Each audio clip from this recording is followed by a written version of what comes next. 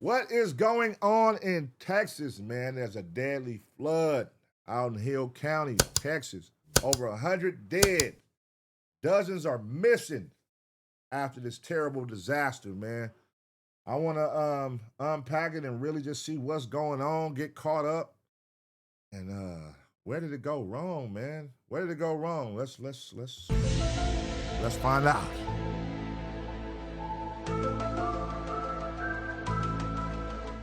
Who fucked this up? Let's go. Tonight, search and rescue efforts continue in the deadly Hill Country flooding disaster. Never have I ever seen it this bad. As the community begins a long road to recover, questions over Kirk County's alert system continue. Hindsight, if we could go back and do it again, we would evacuate particularly those in the most vulnerable areas. We are following the very latest as sadly the death toll continues to rise. News 4 San Antonio at 5 starts right now. News 4 San Antonio at 5. We're here for you. Thanks for joining us tonight. We continue our coverage on the Hill Country flooding disaster. We've been here for you with the latest updates on the tragedy. And tonight, as we come on the air just moments ago, we learned more people have died from this tragedy. So the updated numbers show that in Kirk County alone, there are now 84 confirmed deaths. 56 of those are adults, 28 are children. More than 800 people have been evacuated from along the Guadalupe River. God damn, man. Hey, condolences to the families. Rest in peace to all these people who lost their lives, man, due to this flood. First and foremost, let me get that off.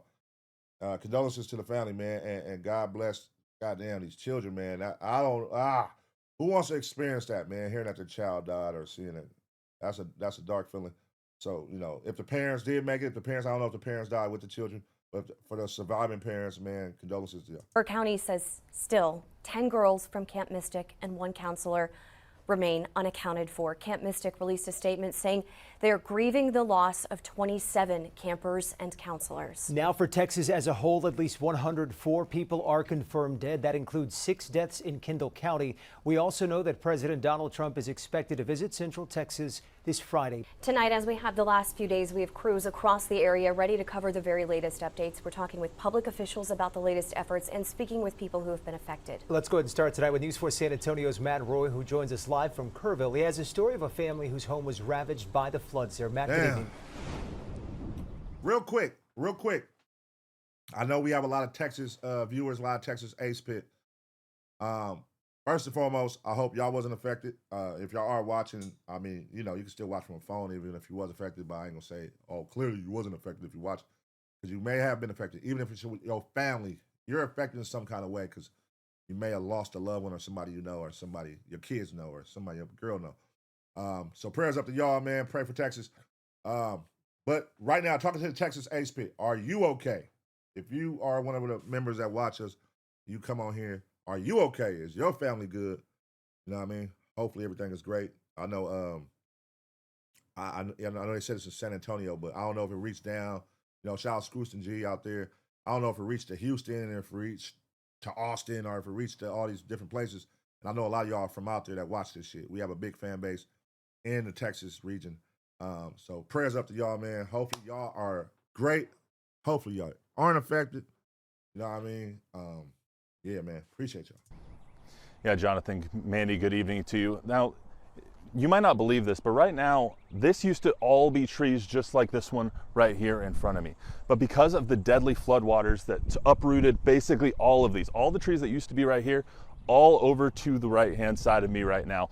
So the floodwaters came up about 30 feet all the way to the house that you see behind me. The floodwaters went so far that it nearly destroyed the 100-year home that this family has been living in. While my photographer Colton and I were here at the home today, they offered us a plate of food too. And it's that type of kindness that gives the community of Kerrville and the surrounding communities hope for the future. Reporting in Kerrville, I'm Matt Roy, News 4 San Antonio. Tonight we get an exclusive look at the damage in Hunt. That's right. News 4 San Antonio's Taylor Warden spoke to one man there and joins us now with the very latest.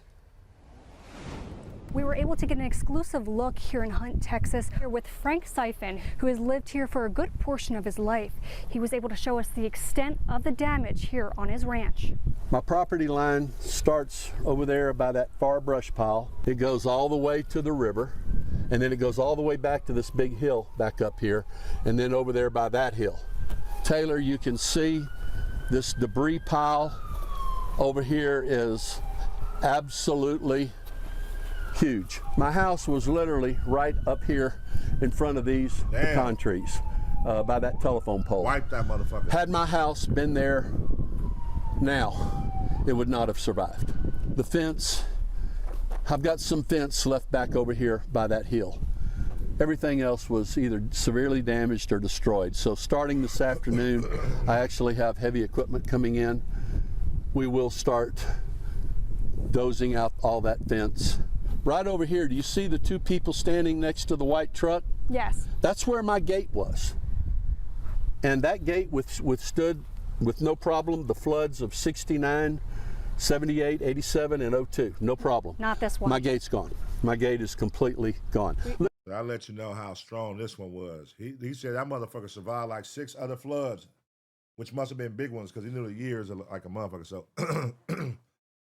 the gate finally gave way on this flood. So this had to be a big one.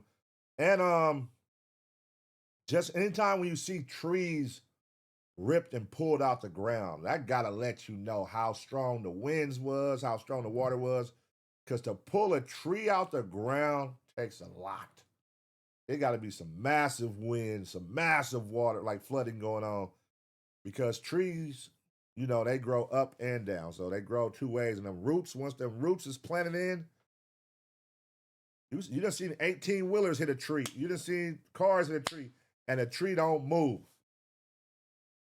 So for wind to come through and goddamn water and pull them trees and rip them out the grass, rip them out the ground like they ain't shit. Multiple trees, not just one. All the trees. I let you know that shit is powerful. Damn. Hey, listen, Texas, man. I once stayed in Texas for 6 months, y'all, in San Antonio with my uncle. And I was like, that is probably the craziest experience of weather conditions that I ever experienced. Because I'm from here, y'all. We are from Southern California. The most we have to worry about is, nigga, the weather dropping down to 60 degrees, 45 degrees, and that's cold to us. 45 degrees is cold. Or, nigga, some heavy rain. That's all we worry about. Earthquakes here and there, we really haven't had nothing too crazy. The biggest shit we probably had in the longest is that fire that was in them different areas in Pasadena's and out there. That was the biggest shit we had in a long time. But I know Texas is used to, like, it be flooding going on all the time out there. And I was out there and I was just like, damn, hailstorms, flooding, what the fuck? I don't know what y'all have. Y'all don't got tornadoes, huh? What is it? Hurricanes? What y'all get out there? Y'all get hurricanes though, right? Like all that type shit. That's just crazy. And it be hot as a bitch. And it be cold as a bitch.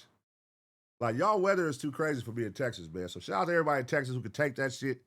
And even in Houston, I remember when Trader Truth was out there working when that big-ass flood was in Houston. So I know y'all get flooding out there too, Scrooge and G. I know y'all have flooding out there before. Like, that shit got to be scary as fuck, man. Like, the big-ass floods. That got to be some scary shit. You mean it's twisted? Right, into the tree. It is. It is. Right now, what we need are people to pray for these people, because I personally, I can't imagine what it's going through to not only know that your child is deceased, but they can't find it. They can't find them. Siphon says, yes, there is a lot of damage here, but they will rebuild and come back even stronger. I'm Taylor Whartonby reporting. What could have been done differently? And are there lessons that can be learned? Of course. And this is what I want to know.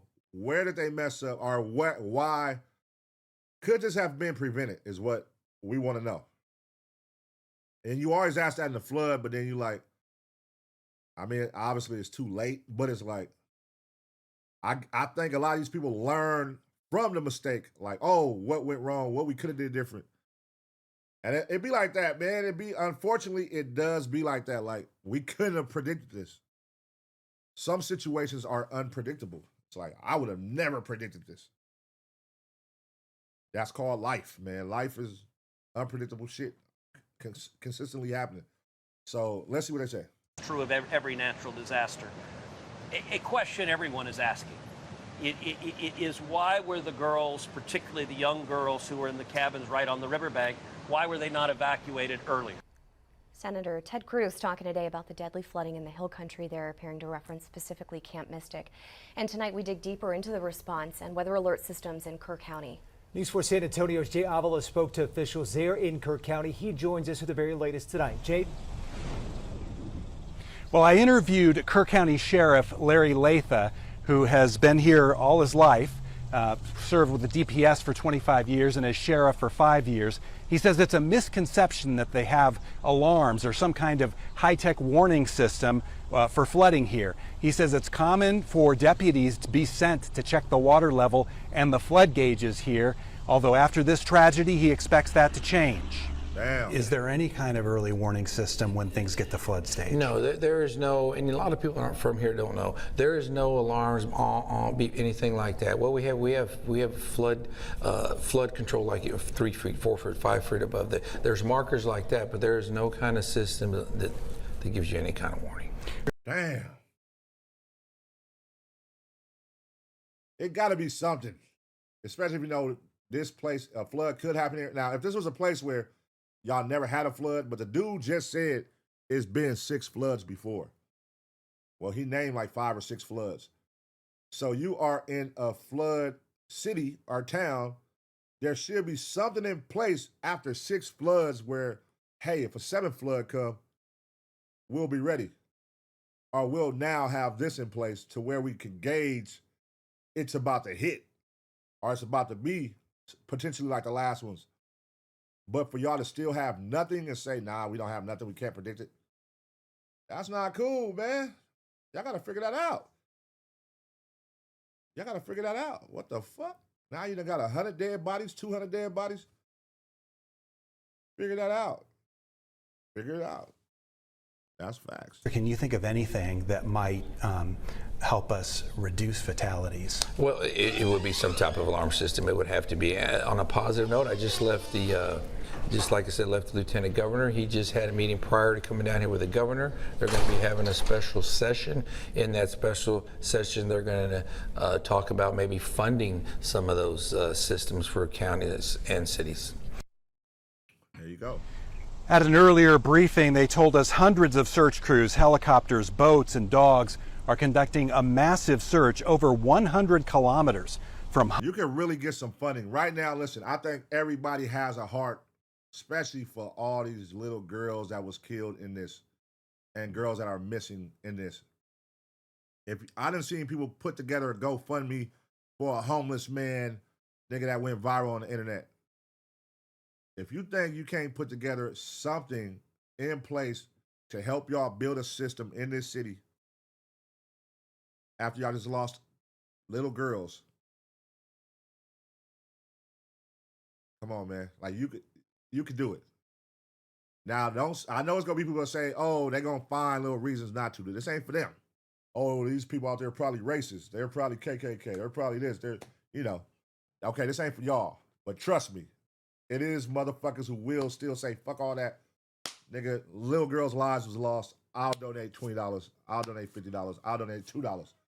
And they will raise enough money to figure out, to get that shit in place. Nobody wants to see a mass death, including kids. Nobody wants to see that. I don't give a fuck. Like, nobody heart.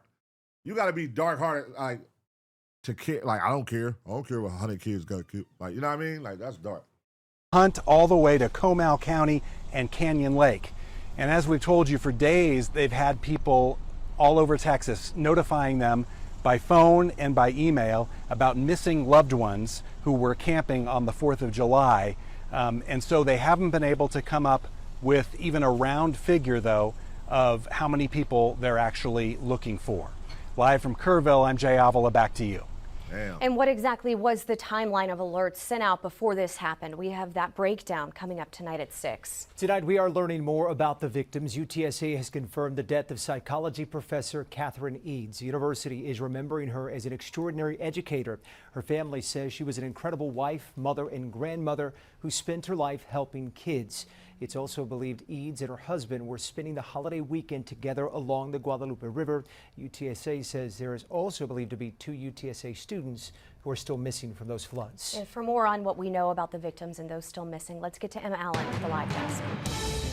Well, those missing range from all ages, and today Mary Grace Baker, who is set to start 3rd grade this year, is still missing. Mary Grace was at Camp Mystic when the devastating flood came through the area. She attends St. Anne Catholic Church in Beaumont and is set to start 3rd grade in the fall. The school posting on social media saying they lift up Mary Grace as well as others who are still unaccounted for, the victims and first responders, in their prayers. The St. Anne Catholic Church in Beaumont will hold a prayer event tomorrow at 6 p.m. in honor of the victims and those missing. Damn, man. See, I be doing some deep thinking sometimes when I watch shit like this. I'm like, damn, is that life? Is that, you know, life's way or God's way of humbling? Like, do you see? It's like, okay, what Trump is doing with Alligator Alcatraz, where you are putting people in this fucked up position and you are putting this and you pushing the line. Let me show you, nigga. Life, let me show you. Because this is what Trump probably care about. As we can see, these are all white people. They're from Texas. Texas loves Trump. Let me hurt your people. Like that. Is this a counter? Is this like life reciprocating the energy? Let Reciprocate that energy you're giving out. You taking the immigrants' kids and all that. Yeah, we know they immigrants, all that. And a lot of people are like, oh, take them back to where they come from. But where you're putting them in that inhumane situation. Okay, now let me create a situation to reciprocate that energy. Because I know everybody look at this shit like life only does, and God only does great things. See, this is where that deep thinking come in at. What if God say, hey, man, I'm willing to show you. If you don't follow my ways, I'm gonna use these people as an example right here. Somewhere you love and somewhere you probably got some love for. Trump may have some love.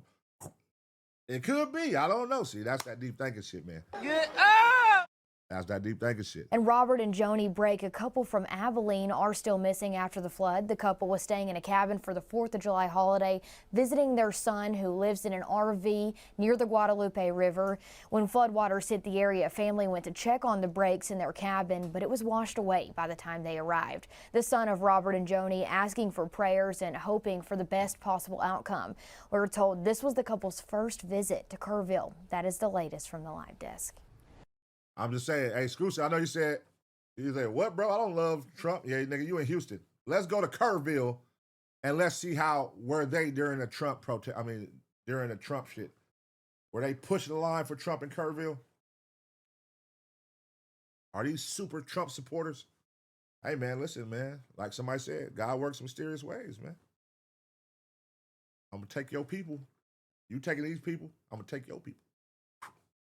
Hey, man.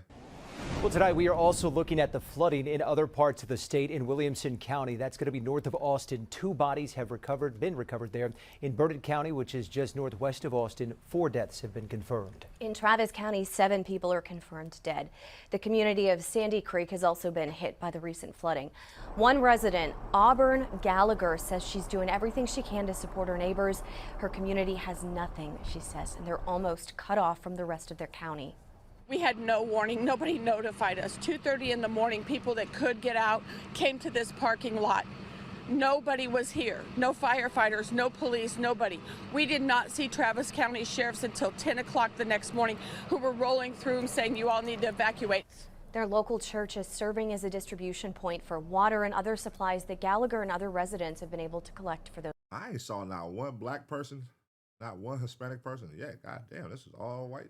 Okay, I see. Yeah, this wasn't for niggas where they live at. Our Hispanics are.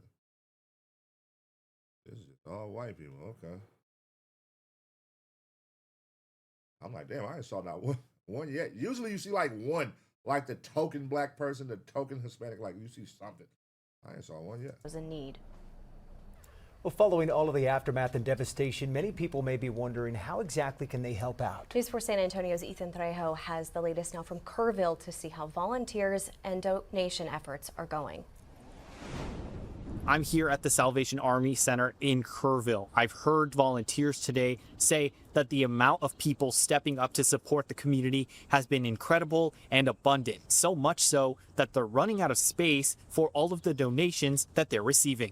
Hundreds of cars lined up to donate even more supplies today. Hector Sanchez, a Canyon Lake resident, was one person who was donating. This isn't his first time supporting relief efforts, and that's why he's on his second round of donations today. I donated some diapers, cases of water, multiple groceries, stuff that doesn't go bad, canned goods, energy bars, stuff, like I said, that won't go bad. And I just went to HEB, got some more stuff, and we'll make a round two. And a number of other groups are looking to help as well. Others looking to support are also working with search and recovery efforts in Centerpoint. The Salvation Army is encouraging anyone who wants to volunteer with relief assistance to go onto their website and sign up at salvationarmyusa.org or call them at 830-465-4797. In Kerrville, I'm Ethan Trejo. Well, back at the live desk, the family of Joyce Baden, a 21-year-old who went missing after the catastrophic flooding in the Texas Hill Country, has found her body. The family saying, "We found our lovely daughter who blessed us for 21 years. We pray to be able to find her 3 friends pictured there soon." Those friends, Ella Cahill, Aiden Hartfield, and Reese Manchaca, are still missing. Joyce's mom says the group went to hunt to spend July 4th with her friends, and they were staying in a home on a hill along the river. And Blair and Brooke Harbor's sisters, who were just 13 and 11 years old, have passed away. The aunt of the girls posting to a GoFundMe saying when the girls were found, their hands were locked together. The father of the girls confirmed. Damn, that's crazy. Died holding each other's hands. That's sad, man. Rest in peace to them young ladies. Damn. That's some fucked up shit, man. Listen, man, I don't ever want to hear about kids. I could never be like, oh, that's cool, or laugh at that shit when it comes to kids. Now, if it's like adults, and yeah, I got dark humor, but if it's adults, and especially if they own some like racist shit and all that, yeah, I do feel a certain type of way about them. I'm like, fuck them. But regardless, kids, I can't hold them to that standard of, that's not funny to me, kids' death at all in no kind of way. And that's just sad as fuck, hearing about sisters dying holding hands and being helpless in that moment. That's fucked up, man. The sisters went missing during the flooding along with their grandparents. The father says Blair, the taller sister, picture on the left, was known to be a gifted student with a generous, kind heart. And Brooke, on the right, was like any light in any room. People gravitated to her and made them laugh, and she made them laugh and enjoy the moment. Brooke and Blair's grandparents are still missing at this time. That is the latest from the live desk. Tonight, searching. Man, what the fuck? How the fuck are y'all in these places where heavy flooding is known? We literally just heard the dude, he named the years. So obviously these were big floods. He knew the years. He was like, I was here for the flood of 62, 67, 71, 72, and 90. Like he named like whatever, those wasn't the years he said, but it was similar. Like, why isn't there something, sirens or something in place to let motherfuckers know, get up out of here, it's coming? I couldn't say them little girls, man. If they just had a heads up, they could have got at least some advantage to where they could have, and not just be sitting on a river when all the water about to hit. I don't know, man. Things that make you go, But that is why you got to unpack it and dig in and figure it out. Why? That's why. Now let's see if we can figure that out. Hill County flood. What went wrong? 160 people still missing. God damn. A lot of people, man. Let's see what Trump ass had to say about this shit.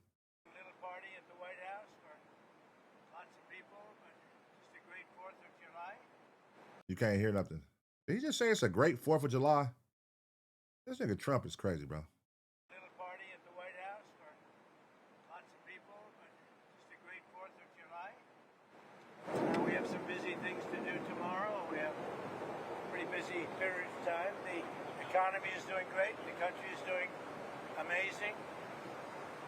the right track. In fact, right track, wrong track came out, I guess, the first time in 28 years that they said we're in the right track. I don't know why it was so long, but we're doing very well. Anybody have any questions? Oh, that's terrible. The floods? It's shocking. They don't know the answer yet as to how many people, but it looks like some young people have died. Come on, man. God damn it, Trump. God damn it, Trump. It's shocking. It looked like some young people have died. This nigga Trump can really, man, Trump really comes off as a heartless motherfucker, bro. It's shocking. Some young people have died. But America is in great standings. We're looking good. Everything's on the up and up. And again, I always say this shit, y'all. I always say this shit, even when talking to the homies. In order to be a billionaire, you know, Trump was a billionaire at one point. I believe he was a billionaire. If not, he was very close to it.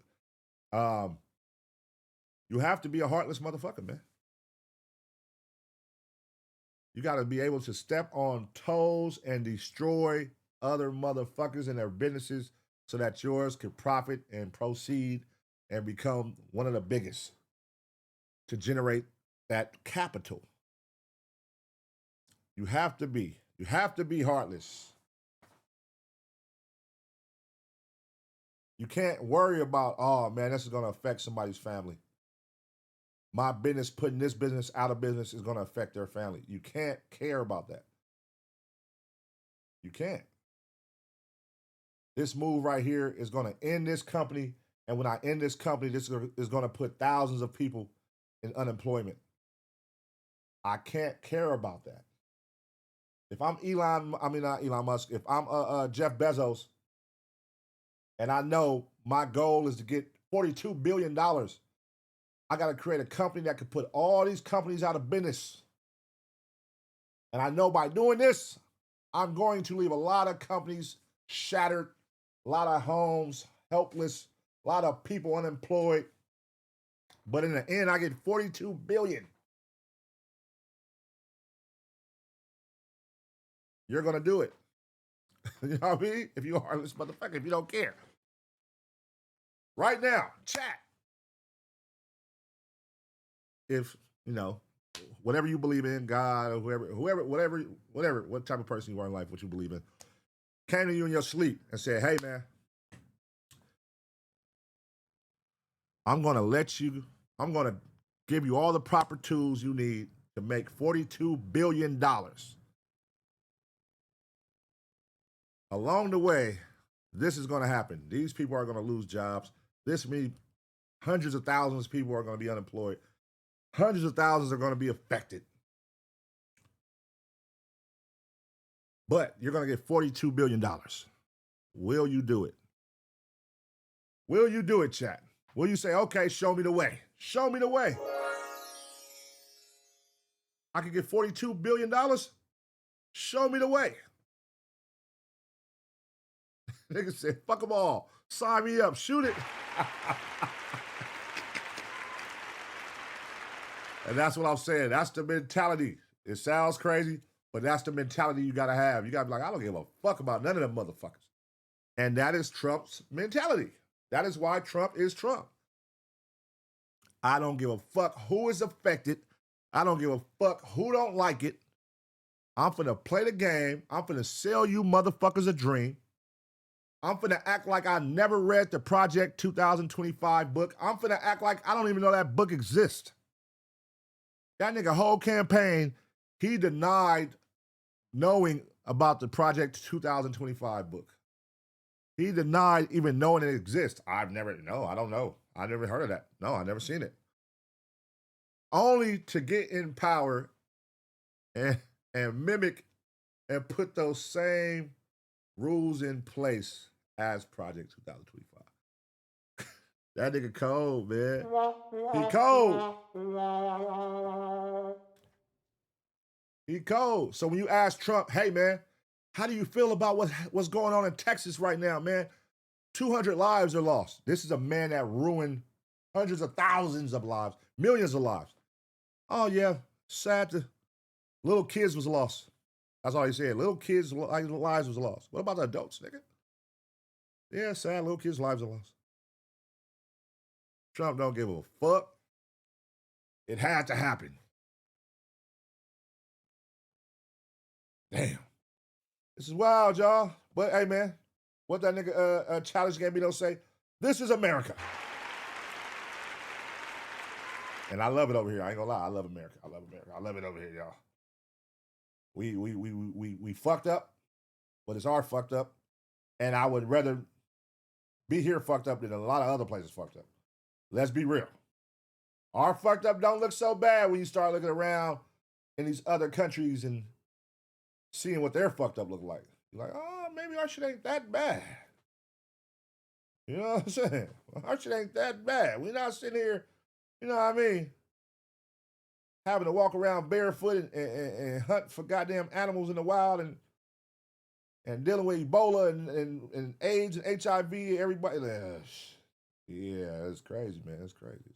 Texas officials continue to avoid questions on floods, emergency alerts as they provide update. Okay, so this is a thing. They are asking these niggas about these emergency alerts and what the fuck, why wasn't none in place? And they're avoiding answering them. Okay. Texas officials are giving an update on search and rescue efforts underway right now. So let's take a listen to what they're saying. Let me give you a visual. I know probably all of y'all have been in our community capturing the aftermath of this disaster. But with that said, also take note that Kerr County is 1,100 square miles of beautiful but complex hill country.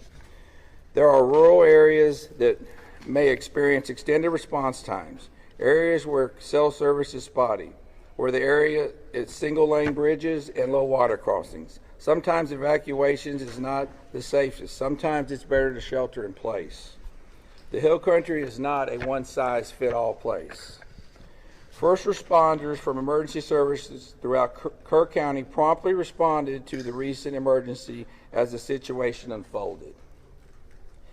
As with other significant events that are emergencies services encounter, this incident will be reviewed. You have my word.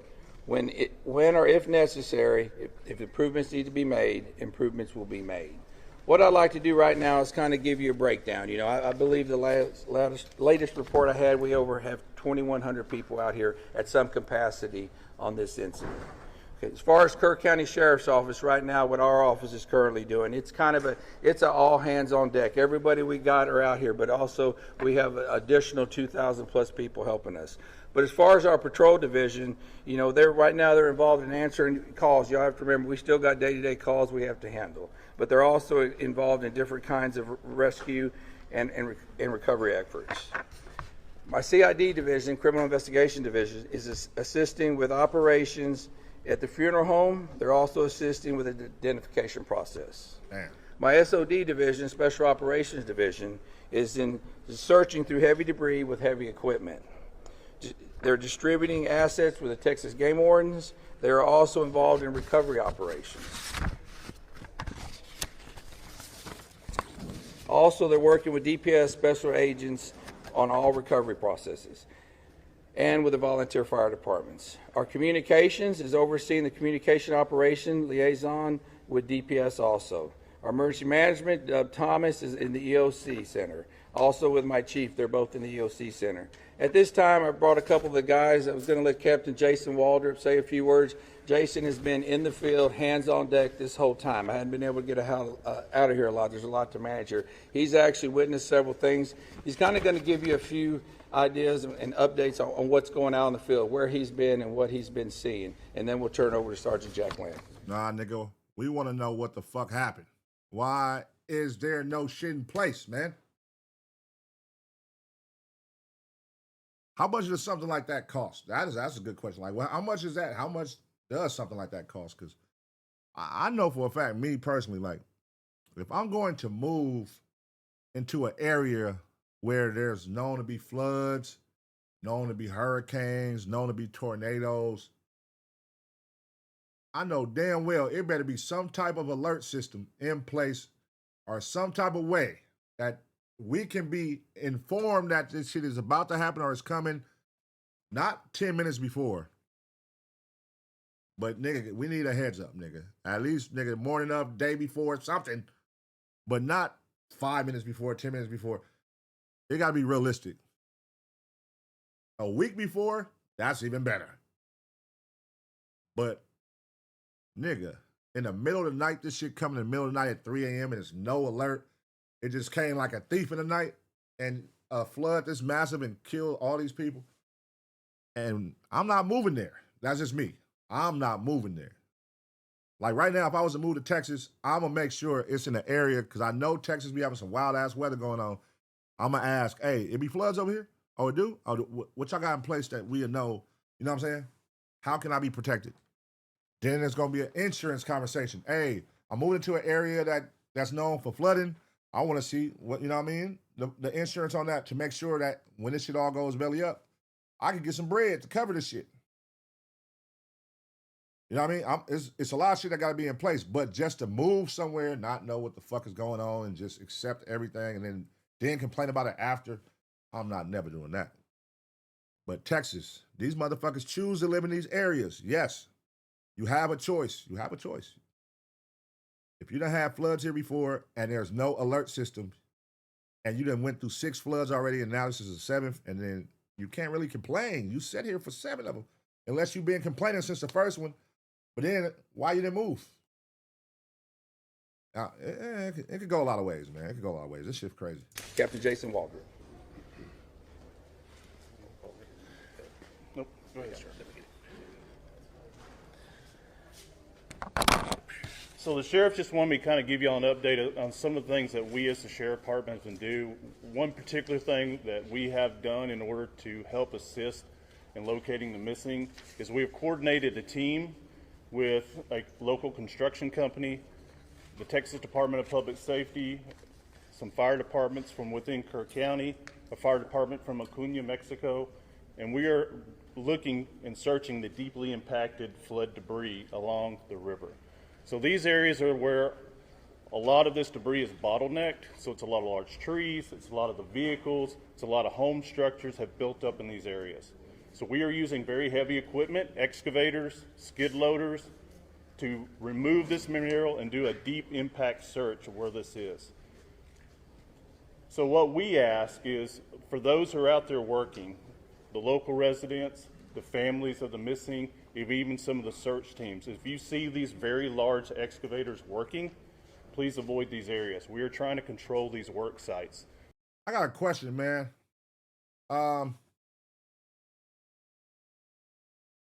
This is just a thinking out loud question. I be deep thinking about shit. Like when you're on a search for 200 missing bodies, right? 200 missing bodies. We're searching. We got excavators. We got all this shit. We got everything you need. But it's been 2, 3 weeks, 4 weeks, 5 weeks, a month, and we've been only able to find 110 bodies out of 200. What is the determining factor to when you say, all right, we're done? Even though we know it's still 80 bodies out there somewhere. What is the determining factor? Does it become cost, expense? Because every day you're out there, it's costing money.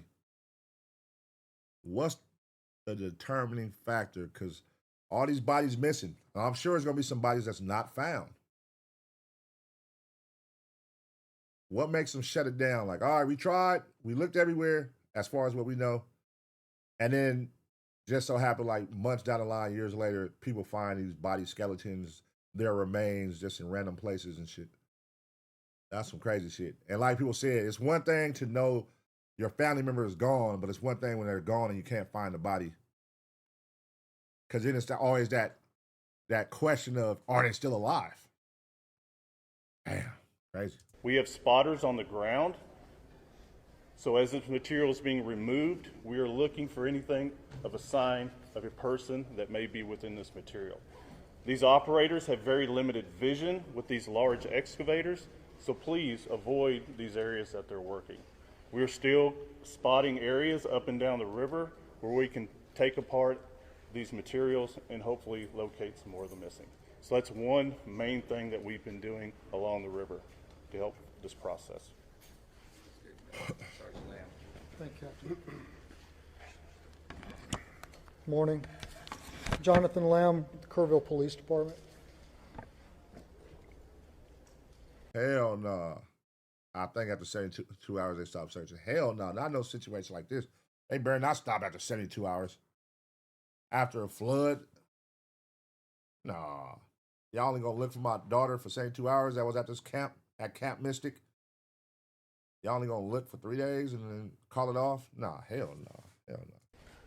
Hell no. You better not. We want to remind folks that if you've reported a loved one missing and they've returned home safely or been found safely, it's vitally important that you let us know that that person is no longer among the missing. We need to keep an accurate count, as accurate as possible. So if you've reported somebody missing. Hold on, man. Hold on. 7 to 14 days. So for 2 weeks, they'll look for up to 2 weeks. They'll look for up to 2 weeks. Okay. And they've been recovered safely, please let us know. Go to the website, kerrvillemissing.dps.texas.gov, or call 830-258-1111. And once again, kerrvillemissing.dps.texas.gov, 830-258-1111. We are actively working to ensure that we have an accurate count so that we know who to look for. And now I want to talk to the people here in this community, inside the city limits of Kerrville. What you got to say, man? What you got to say, bro? People in Kerr County. What you got to say? A few things. We know that folks are beginning to clean up. And we have large debris piles.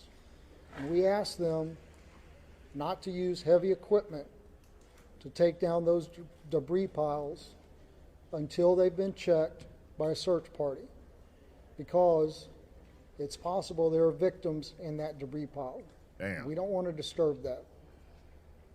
Please give us a call, our non-emergency numbers at the police department and the sheriff's department, and let us know that you've got a debris pile that needs to be checked before you begin that level of cleanup.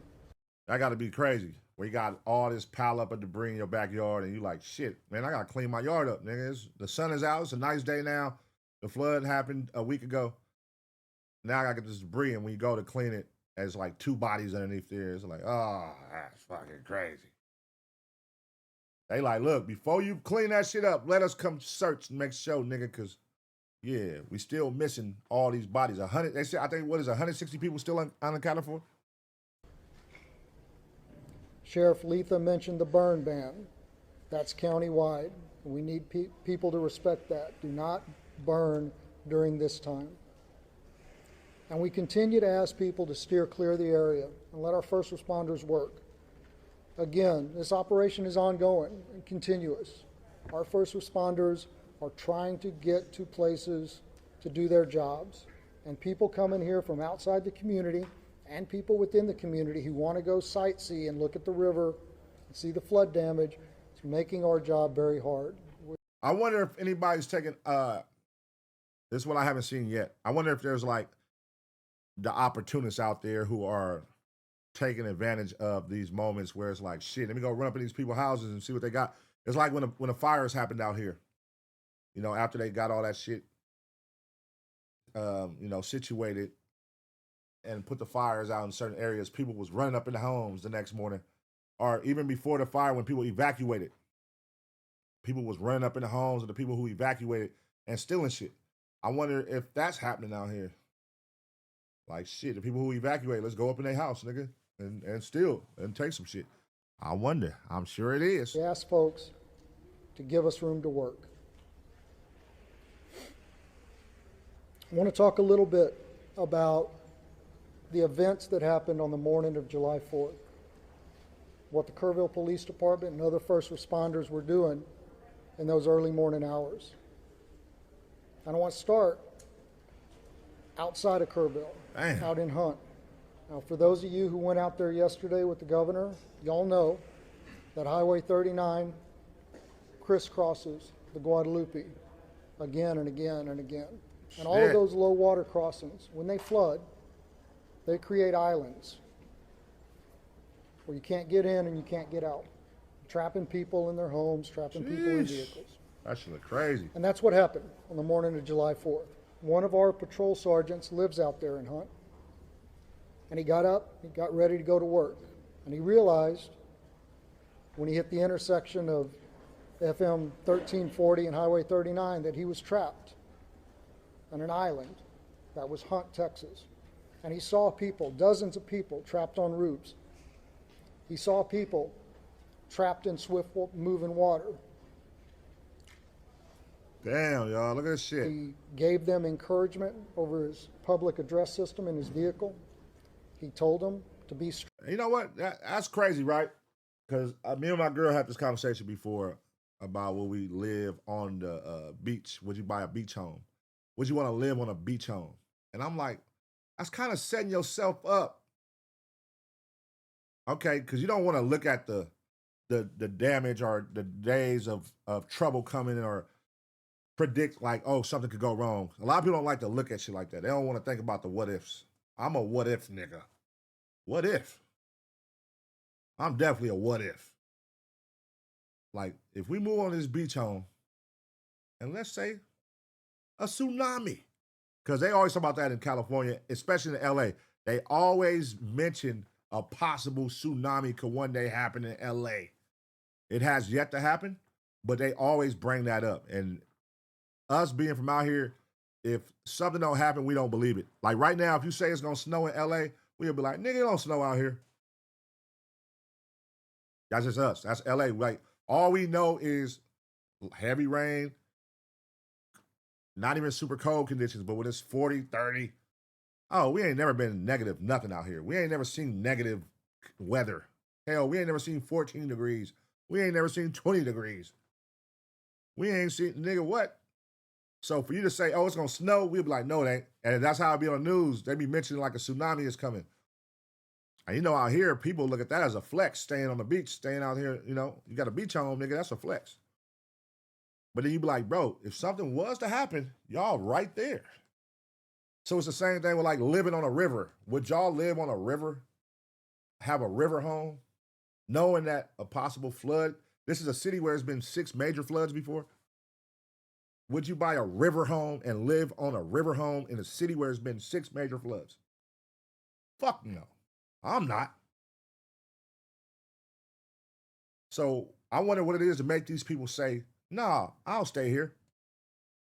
What is it to make you mentally say, I'll stay here? Knowing that it was 6 major floods before and your house is on the river where the flood could go crazy. Strong, that he would get to him as quickly as he could and to hang on. And he knew he needed help. Oh my God, look at this, y'all. Hold on. Let's keep watching. Look at this shit. He went to another detective, look how shit Kerrville Police rising. Department detective who lives out there, and he woke him up. And oh my God. Y'all know water's strong as a motherfucker. he said, it's bad. I need you to get your gear on and come find me. And then he went back out.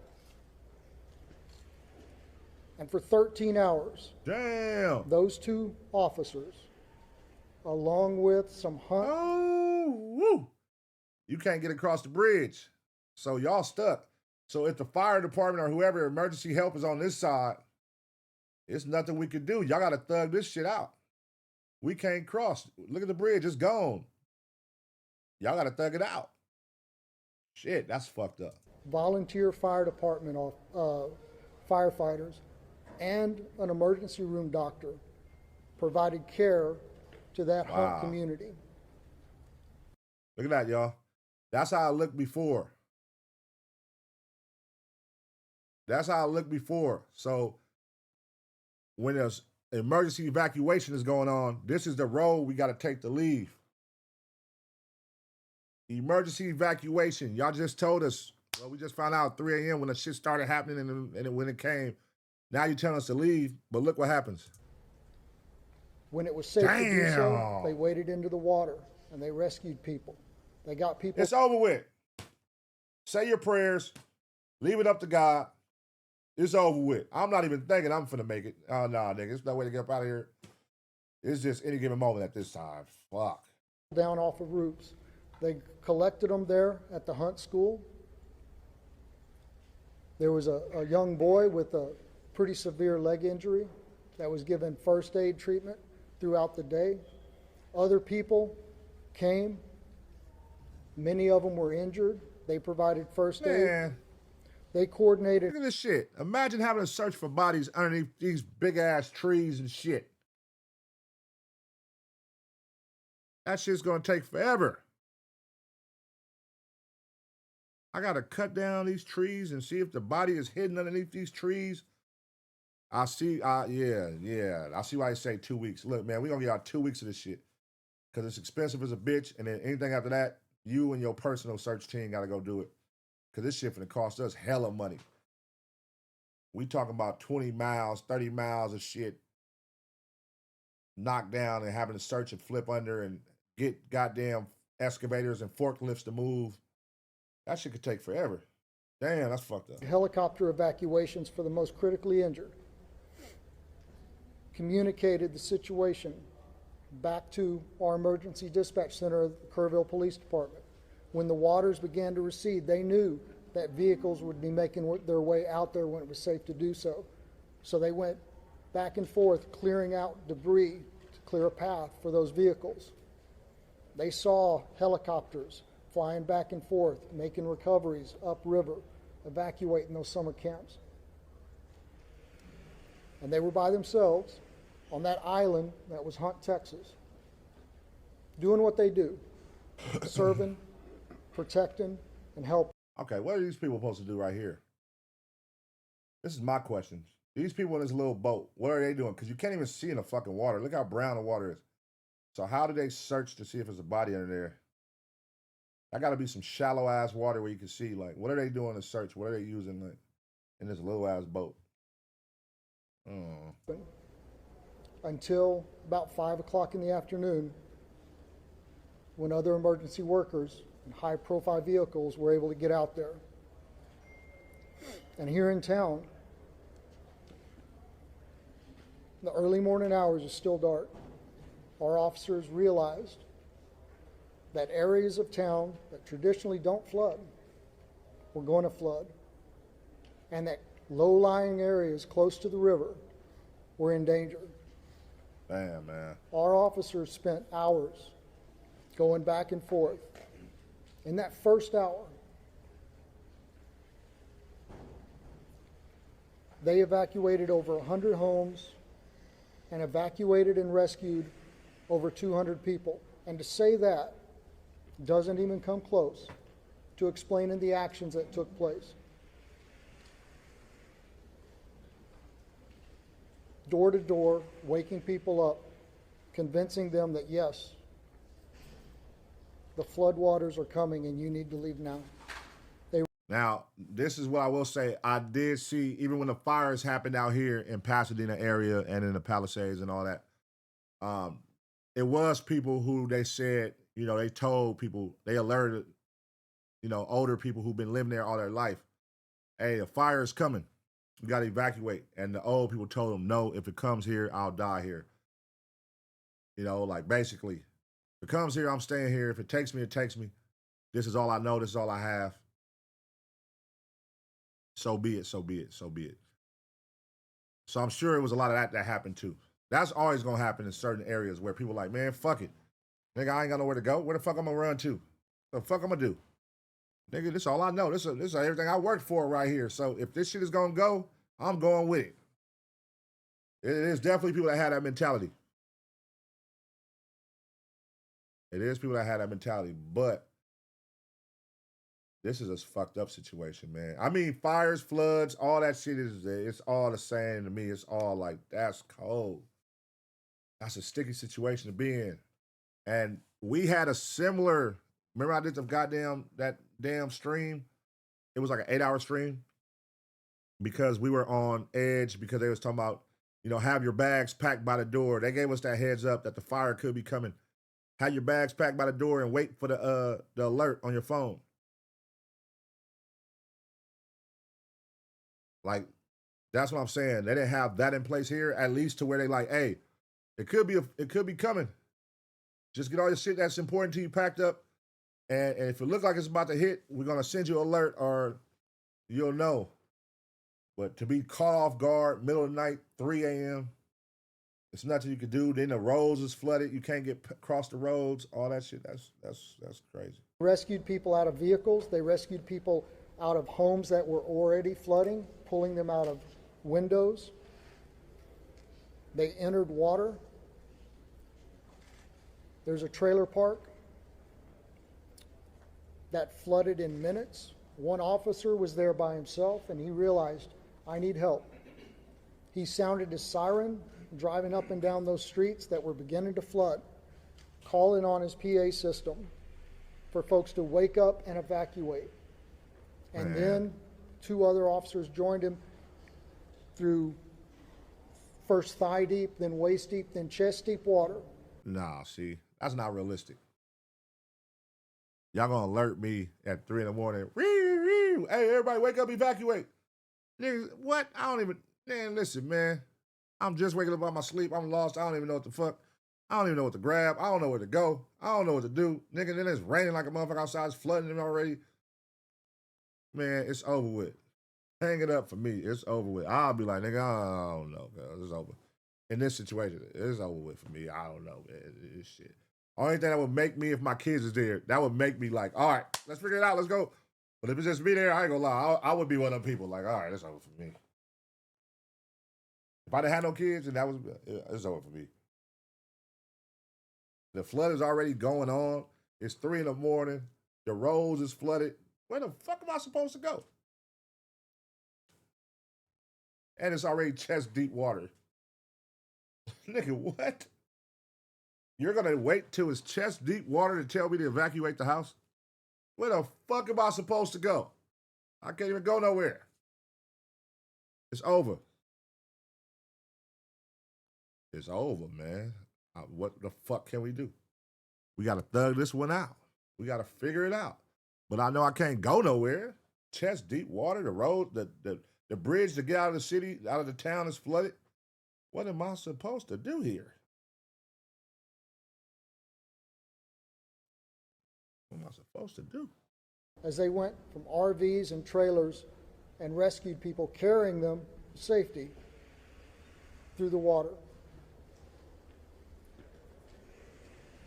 Out on old FM 689, there were 2 people trapped in the water, clinging to a tree. 2 officers were there when a 3rd one drove up. And one of them was wrapping a 100-foot flex line garden hose around his waist to go into the water and rescue those people. And those 3 officers went into the water, and one of them held that hose and acted as an anchor while those other 2 made their way. Hold on. What water are we talking about? Are we talking about this water right here? One officer held another officer while he got in this water?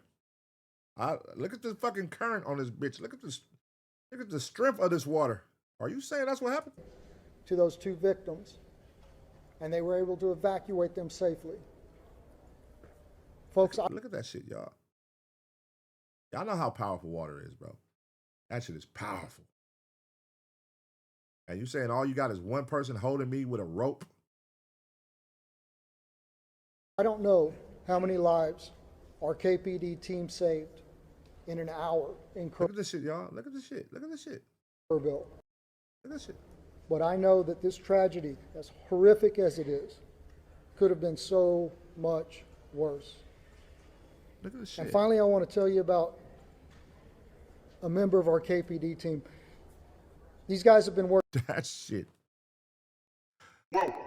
is not. Listen, man, cut the fucking cap. Yeah, y'all probably did that shit at a little river before all this shit happened. Y'all definitely wasn't. This shit is fucking damaged, tearing homes apart. Look, it's ripping trees out the fucking ground. A fucking tree is ripping trees out the ground. And you saying a nigga held me with a goddamn rope. One officer held another officer with a rope while I was in the water pulling people out. Not this water right here. Not this water right here. Working around the clock. 4th of July traditionally is a all hands on deck event for us because we hold an amazing concert on the river. On July 4th, it was an all hands on deck event for a very different reason. But our officers have been working without time off, without any downtime, 16, 18, 20-hour shifts, without complaint. Yesterday was the first day we were able to give a couple of them some downtime. So we sent an officer home to rest. But rather than taking a day off, a much well-deserved day off, he got up and he put on his gear and he volunteered to go out on foot with a ground search party. And he spent his day up and down the Guadalupe River, going over, under, around trees. All right, listen, I'm going to say this. If I'm a family and my family was affected and my daughter's missing and all that shit, I ain't trying to hear you praise these motherfuckers right now and talking about this bullshit. Nigga, what's up, nigga? Where my kids at? What are we doing right now? We ain't trying to hear about the highlights of a nigga who had a rope and walked in here and grabbed. I don't give a fuck about that right now, champion. What are we doing today? What are we doing today? I don't want to hear about the past and try to make y'all look good as cops, to make your department look great and nah, fuck all that. I don't want to watch this shit of you sitting up here for 30 minutes praising the... Come on, man. You trying to shovel shit to me right now. Y'all fucked up. Y'all fucked up. Y'all fucked up. A lot of lives was lost. A lot of lives was affected. And you want to sit up here and pat yourself on the motherfucking back. Fuck all that, nigga. You know what? Therefore, I'm over this. I'm over this. I'm over this. I'm over this. All right, here we go. Here we go. FEMA's response to Texas flood slowed by NOM's cost controls. Let's see. New reporting on what was happening with the emergency response in Texas, both at the local level and at the federal level, as the floodwaters raged and in the hours and days after. As the sun is starting to set on Texas Hill Country, exhausted recovery crews are closing out their 5th day, doing the painstaking work that you see here, wading through the devastation to find people and loved ones who are still missing tonight. The death toll now stands at 120 people. Many of them we know are children. Look at this shit, y'all. How y'all gonna search through all these damn trees one by one and all you got is a goddamn paddle? Those who survived are recounting just how fast and furious the water moved in. And the screams is what haunts me. Every time I close my eyes, I hear people screaming. They were coming, walking this way, and my husband kept yelling at him, "Throw me your baby, throw me your baby," so he can save the baby. Just that. And then a wave came and it took him. Ah, damn. As that grueling search goes on and more stories like that are coming out, we're getting new reporting here tonight at CNN about the federal response.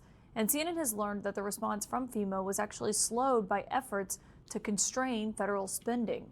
The Homeland Security Secretary, Kristi Noem, oversees FEMA, and she recently put in place a sweeping rule that every contract and grant over $100,000 requires her personal sign-off before any of those funds can be released. Wow. This shit is crazy. Officials at FEMA have told CNN that, in essence, that order has stripped the agency of much of its autonomy at the very moment that its help is needed the most. Wow. For example here, sources inside the agency are telling CNN that officials were ready to get urban search and rescue teams in position when the water was starting to rise on Friday.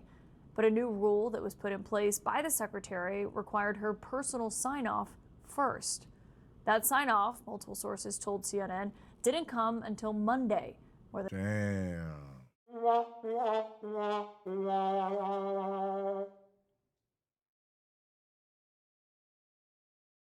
3 days later, all she had to do was sign off. 3 days later, it took her 3 days to sign it. She probably gone on vacation for the holidays and living her best life. And all these lives was fucking lost. And all you had to do, hey, we got something massive about to go on right now. We just need you to open this budget so that we can be ready for when it hit to help families evacuate. No answer for a day. No answer for 2 days. No answer for 3 days. Now that shit done happened. Now you're seeing it on the news. All right, on the third day, let's sign it off. All right, now, let's go. It's too fucking late, bitch. Too fucking late. 3 days? This shit happened on Friday morning. And you didn't sign off till fucking Monday? So they could get help, get budget to get people to help? You waited the whole weekend?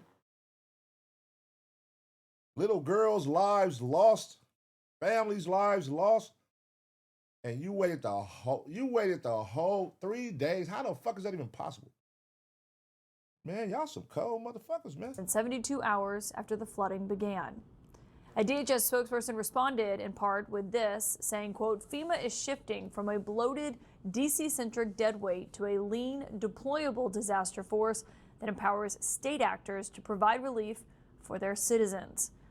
We're going to get a live report on the ground in Texas, but I'm first joined on this new reporting by Deanne Criswell, who is the former FEMA administrator under President Biden. And Administrator, just given your expertise on this and on these new rules that have been put in place to rein in federal spending, which obviously we know has been a big goal of the administration, but when you're actually on the ground in a moment like this and making those split-second decisions, what rules would something like this have meant for you in a moment like the floods in Texas and as that's happening?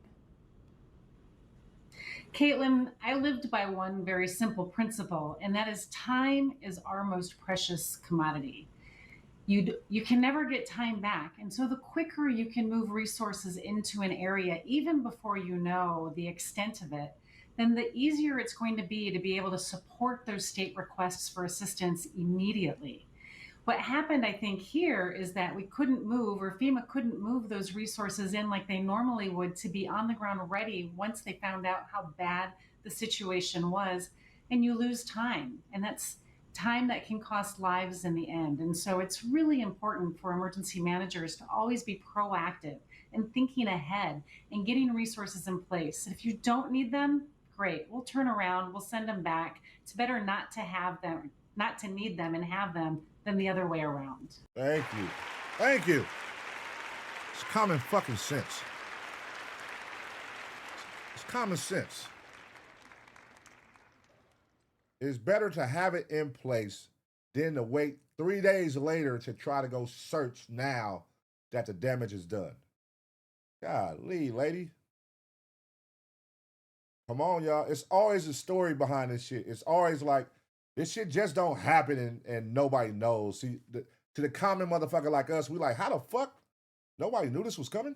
Nobody knew this was coming? That's how we gonna look at it. But then that's why you gotta research and you gotta find out that it is people who was alerted that just didn't give a fuck like this bitch.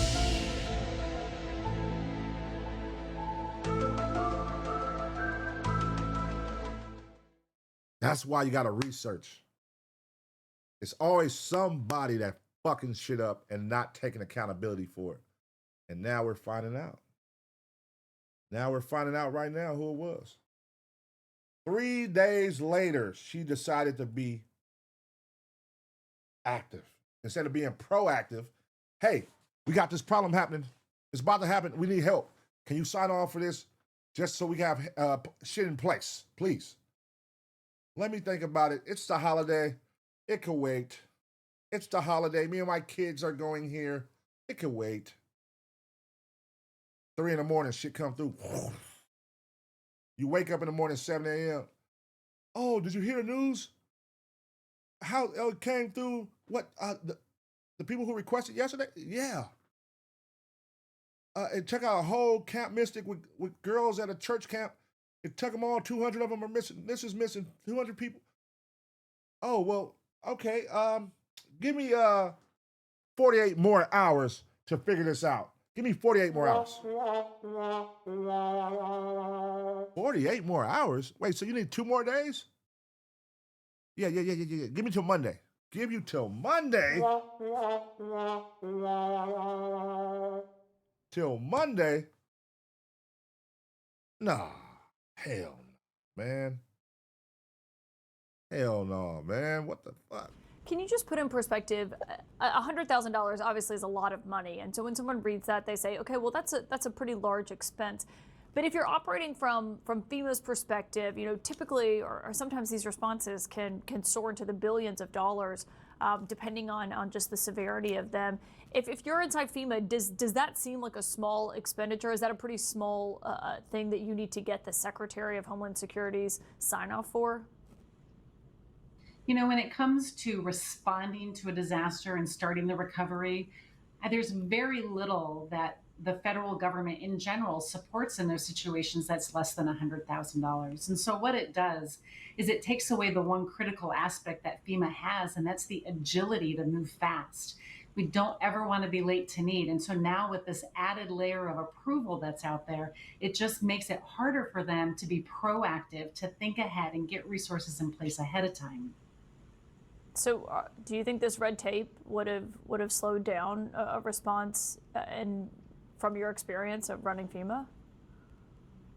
So when I was at FEMA, we would have had teams moving on Friday, and they would have been in place, staged, waiting for the state to say, yes, I need them, or no, I don't need them. Right. And so they had to wait until Monday from what I understand, to even be able to move them, where they would have been moving on Friday and they would have been in place even before this approval came through on Monday. President Trump has said that he wants to see states weaned off of FEMA. He said this before what happened in Texas. I tried to ask him yesterday if he still feels that way and wants to see that happen, and he said he would tell us later. But we have seen the Secretary, Kristi Noem, who at a cabinet meeting in March, I believe, said that she believed FEMA should be eliminated. She's repeating those calls tonight, saying that this essentially should be something that's out of the federal government's hands and in states' government's hands. I want everyone to just listen to what the Secretary said in her own words. All right, let's hear what she has to say. Federal emergency management should be state and locally led rather than how it has operated for decades. It has been slow to respond. At the federal level, it's even been slower to get the resources to Americans in crisis, and that is why this entire agency needs to be eliminated as it exists today and remade into a responsive agency. What do y'all think about that? What do y'all think? Basically, she's saying, hey, man, don't put this in the federal hands. This should be state. Because we're slow. She is telling y'all we're slow. The way the process this shit been going for decades is slow. Don't depend on this. Don't depend on us. She's telling you. Don't depend on us. Y'all handle that shit. The money come from y'all, though. The money got to come from y'all, though. It could be looked at that way. She's saying like hey, the money shouldn't come from us. Is that a lazy way of saying it? Nah, y'all need to handle it because we ain't trying to get no money to that shit. Let them worry about that. Y'all use y'all money. Use y'all capital. Yeah, that's cool. You can say that. But bitch, why it is your responsibility and why it is in place right now, this is your fucking job.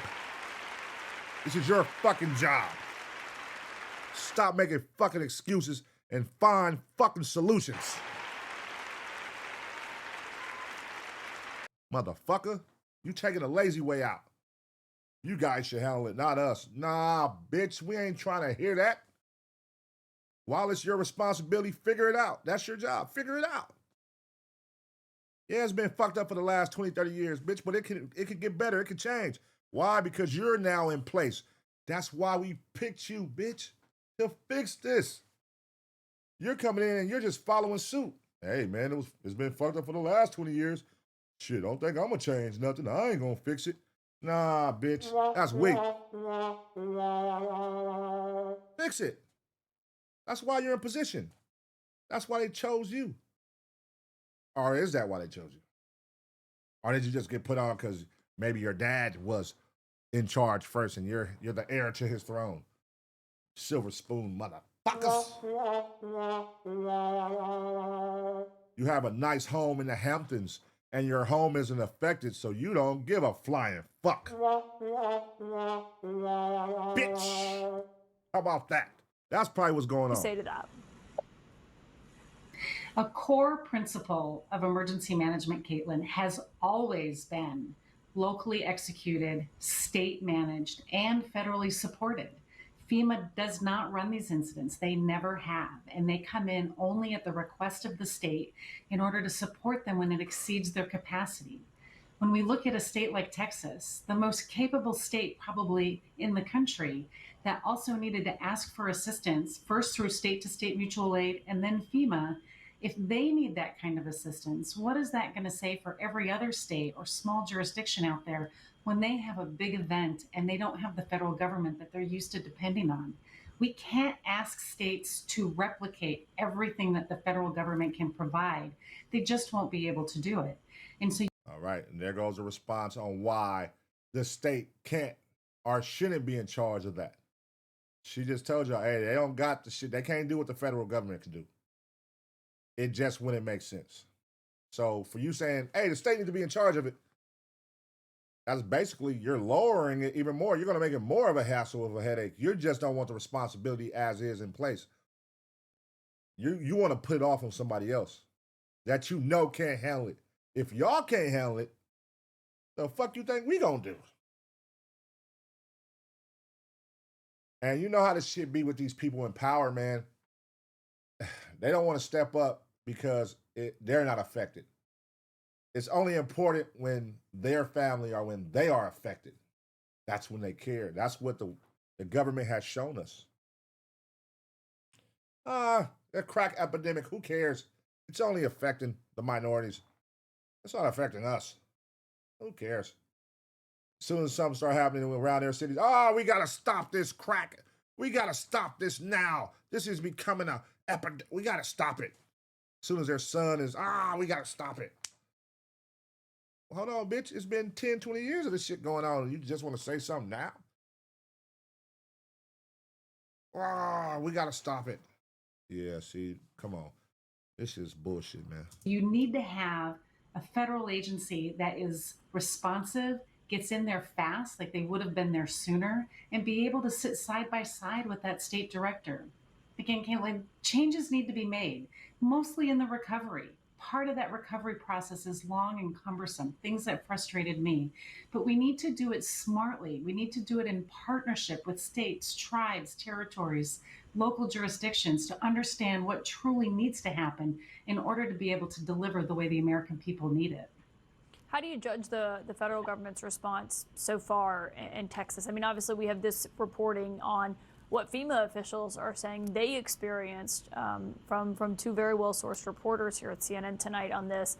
I just wonder, though, from your perspective since Friday, what you've made of what you've seen, and if you think that they've done a good job or if there's room for improvement in your view. Well, first, I just want to give credit to the Coast Guard. They did such an amazing job in those first few hours after the flooding in rescuing hundreds of people. The Coast Guard is one of the best partners, not just with FEMA, but always with state and locals. And they always come in to help them when they have incidents like this, even if they don't reach a presidential disaster declaration. Shout out to the Coast Guards, man. Shout out to the Coast Guards. Once activated, they showed up and they did the job to the best of their abilities. Shout out to them. But it could have been sooner. Could have been sooner. Remember that. And so that needs to continue to be augmented. And I know that the women and men of FEMA are ready to support. There's people on the ground. There's not as many as I would have put on the ground, but I know that they're working closely with those state officials, those local officials, to make sure that they are going to get the resources that they need to help with this recovery process. Deanne Criswell, thank you for joining with your expertise tonight. Really appreciate you. Well, okay. Thanks, Caitlin. Now, I mentioned that we're learning more about what happened, not just inside the federal level, but also inside the local level, as the questions about the response and what happened in the hours as these floodwaters were rising continued. Officials in Kerr County, Texas today have been defending their response and detailing how they managed to save hundreds of people in the first hour of that flash flood emergency. As we look at this water. Look how strong this fucking current is, bro. Hold on, go back. Look how strong this current is. managed to save hundreds of people in the first hour of that flash flood emergency, damn. as we saw it playing out on the morning of July 4th. Look at that shit. Door to door, waking people up, convincing them that yes, the floodwaters are coming and you need to leave now. Folks, I don't know how many lives our KPD team saved in an hour in Kerr. Here this guy go patting himself on the back again. Patting himself on the back again. This is not the time for that, brother. There are still missing bodies out there, man. These are still people mourning. These people are lost. These people don't want to lose hope that their kid is alive, their husband, their wife. And you are over here talking about, hey, man, we did what we could. We got out 100 people. Bravo to us. We did our job. We tried to knock on the doors. Nobody, we did what we were supposed to do. Like, damn, nigga, sound like you already done gave up. But I know that this tragedy, as horrific as it is, could have been so much worse. County officials have also been facing questions about a report that a local firefighter called dispatch at 4:22 a.m. to request a mass emergency alert to people's phones. Of course, that fire chief has been speaking about this and saying what his call was. According to CNN affiliate KSAT, the code red was pleaded for, and as that was going on, the questions about what happened right after that and when some got it didn't happen at times until hours later. Damn.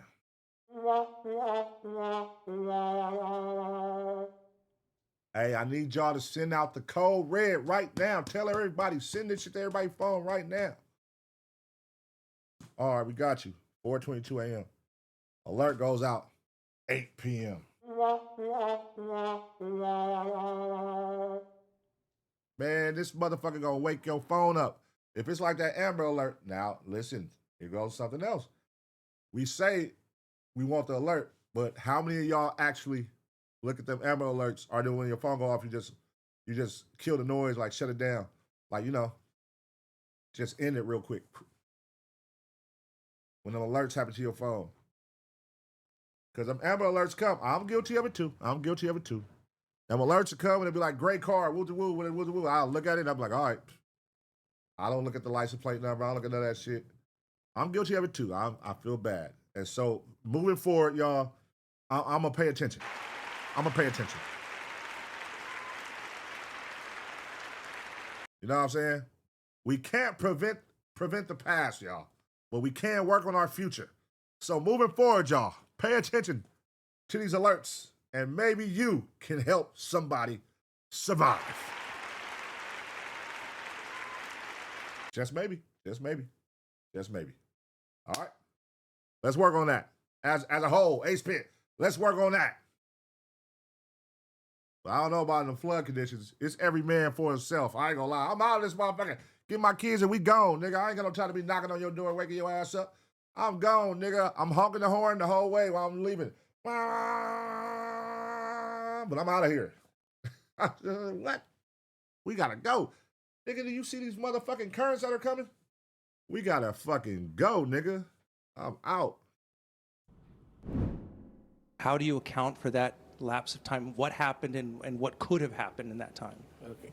As I've said earlier, with every significant event, we're going, with every emergency, we're going to have to, there's going to be an after action. Please, y'all, listen to those words, after action, okay? Those questions are going to be answered. I believe those questions need to be answered to the family of the missed loved ones, to the public, to the people that put me in this office. Those need to be, and I want that answer, and we're going to get that answer. And I know that's going to be asked over and over. Please understand that. We're not running, we're not going to hide from everything. That's going to be checked into at a later time. I wish I could tell you that time. I don't know that time. We have brand new. All right, y'all. Okay, so what we have learned here today, man, right here on Punsolved Mysteries, what we have learned here today is FEMA, federal, fucked it up. The bitch fucked it up, y'all. She had time to approve it. They gave her a heads up. She just needed to sign off on it. She didn't sign off till 3 days later.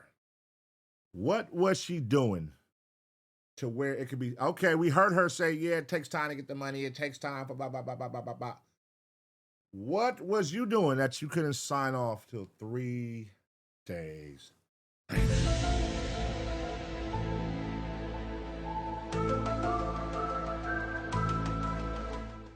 What were you doing? To the officers, to the officers, the people in charge in that county, that town, the firefighter called you guys at 4:22 a.m. Told y'all, send out an alert. It ain't gonna help everybody, but it's gonna help. I know it's not gonna help everybody. I know some people are gonna be asleep. I know some people are gonna sleep through it, but it is gonna wake up some people though. Just at least a chance. This can at least give a chance, a slight chance, but a chance. Send out the alert right now, right now. I'm telling y'all, it's fucked up. I'm a firefighter here. I'm out here helping. It's going. The flood came at 3 a.m. It's 4:22. I'm telling you, it's crazy. Send an alert right now. Y'all wait till motherfucking 7, 8 o'clock, couple hours later to send out the alert. Come on, man. It's a lot of pieces in place of people who fucked up. It's a lot of people in place who fucked up. It was ways this could have been slightly prevented. I ain't gonna say all the way prevented, slightly prevented. Okay, maybe instead of losing 200 lives or 200 people getting affected, it probably would have just been 100. And we would have to worry about just saving 100 instead of now worrying about saving 200. It could have been slightly, you know what I mean? So yeah, man, the people in power in place, they sometimes, again, like I said, they sometimes don't care until they're affected or their family is affected or their home is affected. And that's just the world we live in, y'all. And we know these things. And we vote these people in place, you know? And then once a real life situation happens and we see they don't give a fuck, we can't blame nobody but ourselves, man. We can't blame nobody but ourselves. You can't get mad that Trump doesn't give a fuck if you voted for Trump. And now that you care about this and Trump doesn't, you're like, oh, he doesn't even care. We know Trump don't give a fuck. Like, what? So, you know, hey, man, till next time, man, leave a comment. Let me know what y'all think about this shit, man. Rest in peace to all the lives lost in this deadly flood. Condolences to the families and those poor little girls, man. Rest in peace to the little girls, man. You know what I'm saying? Yeah, leave a comment. Let me know what y'all think should have happened here. Let me know what y'all think. How can this, moving forward, what should be done? How can this be prevented? Can it be prevented? Let me know in the comment section, man. And smash the like. Till next time, man. This has been Punsolved.